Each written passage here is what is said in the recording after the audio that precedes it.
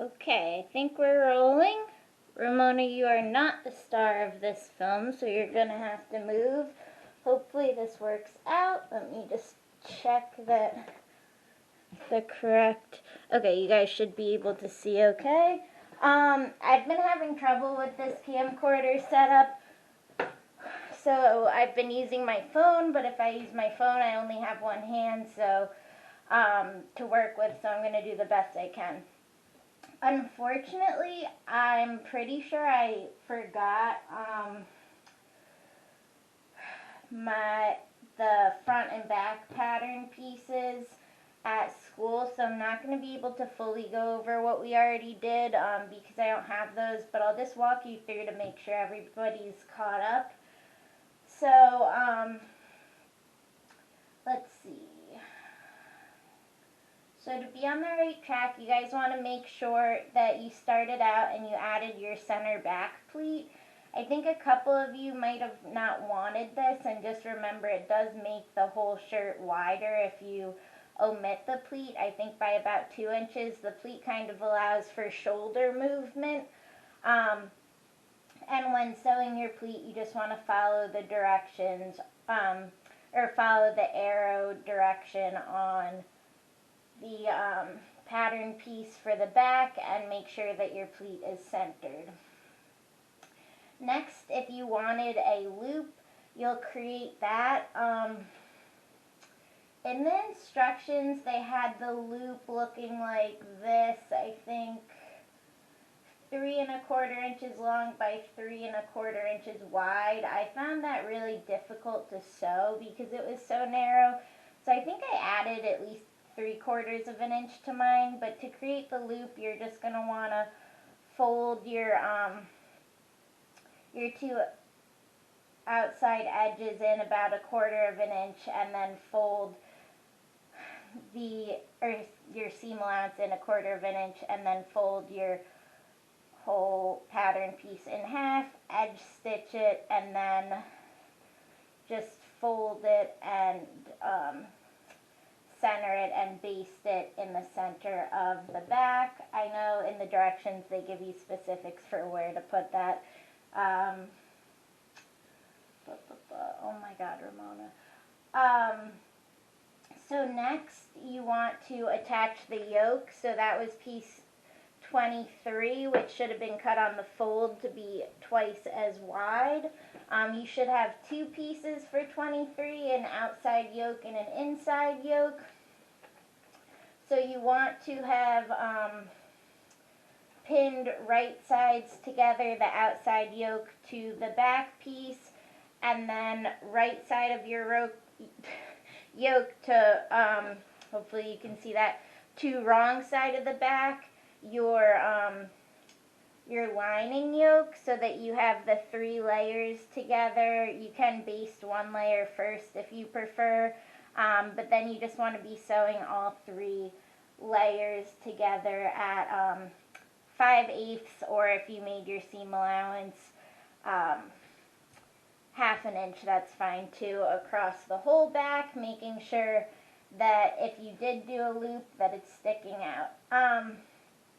If you're using a sheer fabric, you might want to opt to not have a lining yoke, because you will see it through the material. So if you're working with a sheer, you're going to have to omit the lining and just use French seams instead, so it looks neat. Let me make sure this is still rolling. Cool. Okay.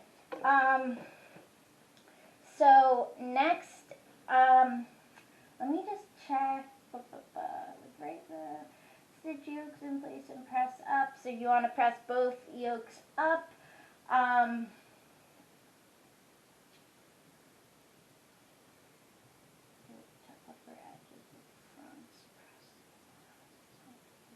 Okay, so it's not actually in the directions, but since a lot of you are using denim like myself or flannels, it is a nice touch to add a little top stitching. It'll stop your yoke from bubbling, but you just want to make sure if you're going to use top stitching here, you'll probably want to use it throughout the shirt. So you want to find a consistent spot on your machine with your presser foot to keep your top stitching consistent, whether it's moving the needle to the right and edge stitching, top stitching along the side of the presser foot. So once you have the 2 yokes attached to the back, you're going to want to attach your 2 front pieces to your outer yoke. So you should not be sewing the front pieces to the inside yoke. Hopefully you can see that, just the outer yoke. And you want to make sure you're lining these up right sides together, and the neckline should match up. You don't want to do it the opposite way and have the armpit in the center of the shirt. So for that, you're just going to line up your right and left with the outside yoke, and sew that together at 5/8, making sure to back stitch on both sides. I'm gonna sew this one on off camera so I don't waste time, but you should have your seam allowance here. You want to iron open your seam and then iron all seam allowance to the yoke. Thank you, Ramona. And once you've ironed the seam allowance to the outside yoke, you're going to want to press your 5/8 seam allowance. I'm going to refer to 5/8. I know a couple of you did 1/2. Just know to follow whatever seam allowance you did use. You're going to want to iron the inside yoke flat. I actually did iron this fabric. It's just incredibly wrinkly, so I apologize. And you're going to want to tuck that under, lining up your inside yoke right over top of your shoulder seam. You're going to want to overlap just a tiny bit so that you make sure when you sew them together that you catch that inside. So you can see I'm just pinning this together like so. You're going to want to pin across, overlapping, and then according to the instructions you can baste this together to make sure it stays in place, or if you do a good job pinning you might be fine as long as you have a slight overlap. And then you're going to want to sew, I didn't grab my pins, I apologize, from the outside and just right alongside that that seam you'll top stitch to catch that and finish off the yoke from the inside. And again, if you did top stitching here, you want to try and keep the top stitching width consistent. If you really, really don't want any visible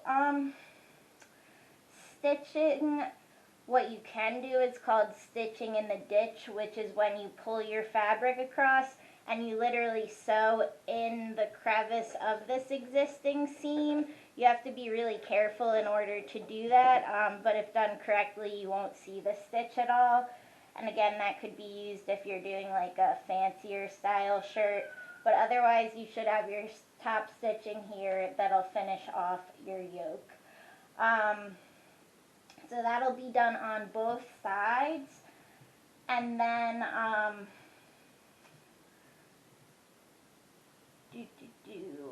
and then once you've done that, you're just going to want to add, hold on, sorry. Turn in inside your edges and baste it.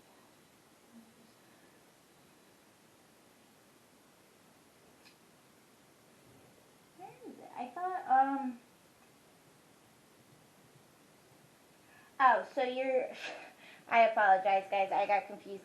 You're going to want to baste about 1/4 inch from the edge, so baste with like a 4-length stitch around your neckline to keep the 2 layers together, and to keep it from stretching out or like one stretching and the other not. So basting around the neckline here, and then also basting your yokes together 1/4 of an inch right here to just keep them together at the side before we attach the collar and the sleeves.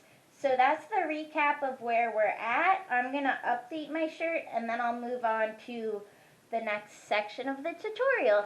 Thanks, guys. Woo!